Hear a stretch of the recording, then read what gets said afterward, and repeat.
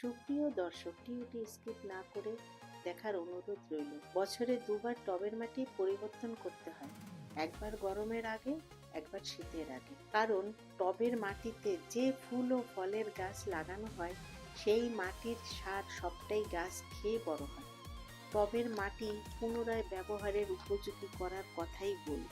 মাটি রোদে শুকিয়ে নিতে হবে, তারপর চালতে হবে, চুন দিয়ে ভালো করে মেশাতে হবে। কিছু নিমপাতা ডাস্ট করে মিশিয়ে দিয়েছি যাতে ব্যাকটেরিয়া নষ্ট হয়ে যায়।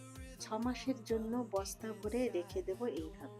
যখন পুনরায় গাছ লাগানো হবে ঠিক তার 7 দিন আগে করতে হবে এই কাজ। মাটির সঙ্গে ভার্মি কম্পোস্ট, গোবর সার, শিংকুচি, হাড় গুঁড়ো, সর্ষে খোল, পটাশ এবং গোপন টিপস হলো চালের গুঁড়ো দিয়ে ভালো করে মিশিয়ে এবার ব্যবহারের উপযোগী হয়ে গেল মাটি।